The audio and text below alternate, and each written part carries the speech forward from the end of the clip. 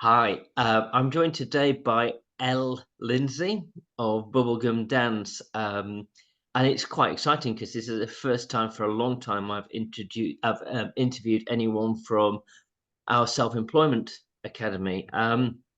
Elle, I just wonder whether you could sort of tell us a little bit, and I'm sure you'll go back to the elevator pitch a little bit about the Bubblegum Dance Company.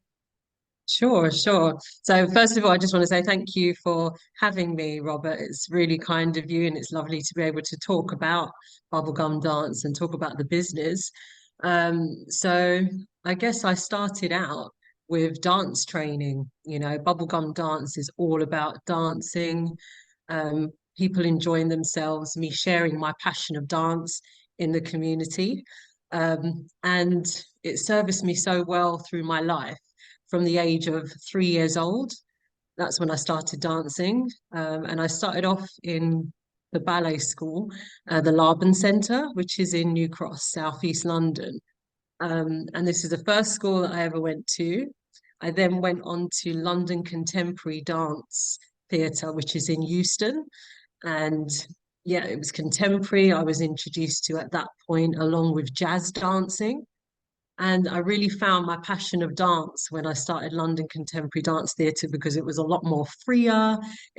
Seemed very fun to get into jazz also to explore that side too. And then from there, I went to a series of different dance schools. I just followed dance. It was a thing that I just grasped onto. So I ended up in Central School of Ballet and then the Brit School. So, Then from the Brit was it School, always yeah. your dream to be in dance? I mean, obviously you Yes, had that sort of love of it and everything. And then was that the Brit School yeah. in Selhurst? Yes, that's the one. Yeah. Yeah. So Brit School in Selhurst, I was traveling from Brockley in Southeast London to Selhurst to go to this fantastic school. And it was the best education that I'd had in terms of dance. The studios, the teachers were so inspiring that, yeah, it just won me over. And then So, after the Brit School, go on. Yeah, so sorry. you obviously you started off with dance and now you're running your own company. Tell me a little bit about that journey in between from you deciding to run your company to actually where you came from and what happened after Sure. after the schools. So after university, I did a dance degree university in Northumbria, and then I went to the Royal Academy of Dance to study to be a dance teacher. And after going into the curriculum and teaching A-level dance and GCSE dance, and I mean, I absolutely loved being part of that. But I also realized there was a bit of a disconnect between where my skills lied and what I wanted to do with the children and the curriculum. And I really wanted to do more of what I was passionate about without restrictions. So I ended up going into having my own business after being in education for a while. And what business was that then?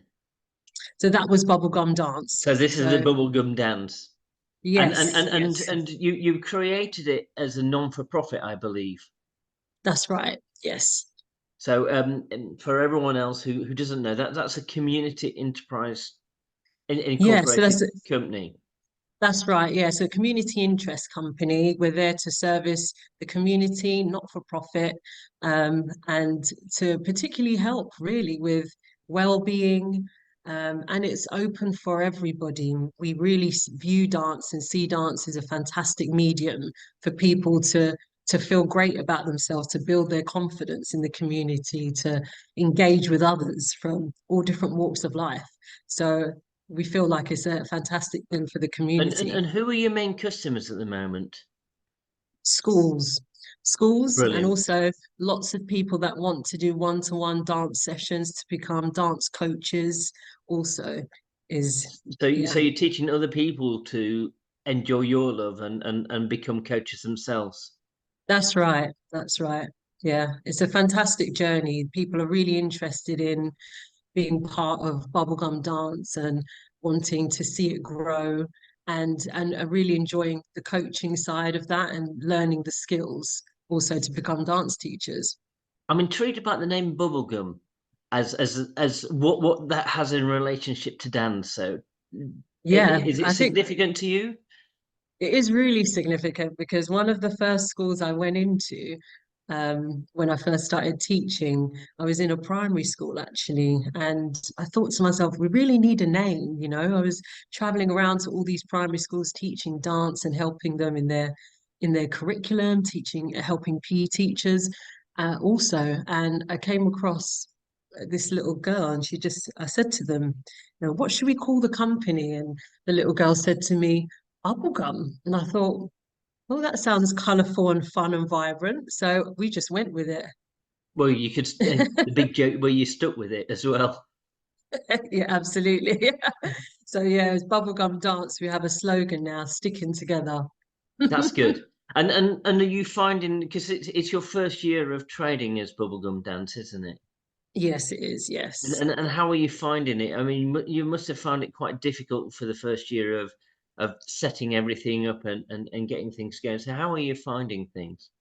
Yeah, I'm finding things pretty good at the moment. It obviously takes a lot of work doing any sort of startup and, you know, sort of researching about community interest companies and funding and, you know, getting everything in place. But I've had fantastic support through the SEA.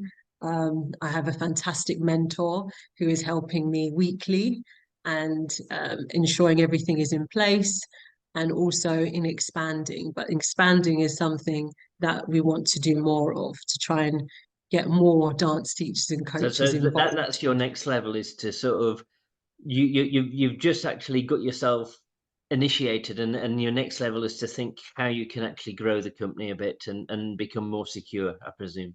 Absolutely, absolutely, yes. If you were talking to other people with a disability about doing this journey of moving into self-employment and starting your own business, what advice would you have for them? Oh, I would definitely say to come to the SEA because there's great mentoring in place. I would say that just to take your time and to try to do things day by day, one little thing at a time, not to become overwhelmed. But I would also definitely say that it's 100% worth it. It brings so much joy to be able to have your own creation that you can put out to the world to help other people with their well-being and help other people to feel great about life. So for you, the journey, although I mean, it won't have always been easy. It's been one where No. you feel that you've fulfilled some of your ambition. Oh, absolutely. Absolutely. I mean, I wouldn't have even imagined where bubblegum could go. And I'm just so happy that I have this type of feedback that I'm getting at the moment from schools, from parents, from people. It is amazing. So you now operate. Do you go into schools and have your dance sessions there? Do you actually go into schools, or do you have Yeah, your own so venue? so I'm using I'm using school halls at the moment. And yeah, so I'll go in and, you know, deliver dance sessions there and also at the weekends. And what age are your school children? So they're from the age of 6 up until the age of 18. Wow. So you go through the whole gamut of children. I've done cricket training with youngsters from 12 to 16, and they're an interesting group. So how are you doing in engaging with them? And are you finding it okay? Yes, it's really good, you know. It's nice to be able to speak to children and young people on their level. I feel like all of the experience I had when I was teaching in curriculum as well, teaching in educational institutes, primary schools, secondary schools, I feel like I have the language, so to speak, to be able to get onto their level and to have fun. And that's the most important thing to me, to be able to have fun with other people. I think that's what struck me when I first talked to you, when I first met you in the Supported Employment Academy, is the fact that you wanted Bubblegum to be a dance company that was fun. and it was fun for everyone, including me, the likes of people me who are like dad's dancers, to young people who were probably aspiring to be another you. That's the thing that I got from you, was your passion. You wanted to actually give to other people, and do you feel you've managed to do this with Bubblegum Dance? Oh, absolutely. Absolutely. The feedback that I've gotten, the reviews that I've had has been just so positive. And, the retention also of the children in the dance classes, the retention of people that I'm working with and communicating with, and people that are reaching out to me online that want to collaborate has been just so positive. So I really feel a good vibe from that, and that's what keeps me going, and that's what keeps me knowing that I'm doing something positive and worthwhile. And you've started employing some dance coaches now, haven't you? So you're now an employer, Yes. which is Yes. great, isn't it? You're actually employing Yes. people, which is wonderful. Yes. Yeah. It's wonderful and it's exciting. And I've got some fantastic coaches that are very dedicated and reliable. And I'm just so impressed with the team that I've got. That's brilliant. If you were to give bits of advice to people, what would you recommend for people with disabilities if they were going to do this? I'm going to ask you two questions. What would you recommend? And if you had your Yeah. choice again, what would you avoid? What would I recommend? So I would recommend making sure that you sign up with the SEA, you go and Or do the similar sort of training. organisations that offer you support in self-employment, like status, you mean? Oh gosh, I would just say throw yourself in. No matter how you're feeling, how low you might be feeling one day, throw yourself in because you will learn something from it. There will be other people like you that are very similar, that have potentially similar anxieties that you might have, that might be nervous about meeting other people or expanding their companies. And it's good to just go in and take each day as it comes, because you'll meet supportive people that will help you to progress your business. And the more tricky one, if you had your time again, what would you try and avoid? Is there anything that you could give people, say, oh, don't do that? What would I avoid? Hmm. I just there's nothing I would particularly avoid. I feel like it was so good from beginning to end. I didn't feel like there was anything I needed to sidestep. Um, if I think about other people that were involved with me, I would just say try to be there every week. Turn up every week, you know, do your training, speak to other people, and try and be as open as possible. And you're still getting support from Andy now, aren't you? Yes, I am. Yes. Yeah, Wh- Andy has been a phenomenal mentor for me, and he's supported me hugely, and he's always there for me, and he's just been brilliant in guiding me as to how I progress with the business, and even That's in my brilliant. mindset at times, it's been very good. That's brilliant. Now, a big important thing is we need to know where people can find you, and we'll make sure we've got your website and your LinkedIn or everything. But where can people find you? Where can schools in the South London area find Bubblegum Dance?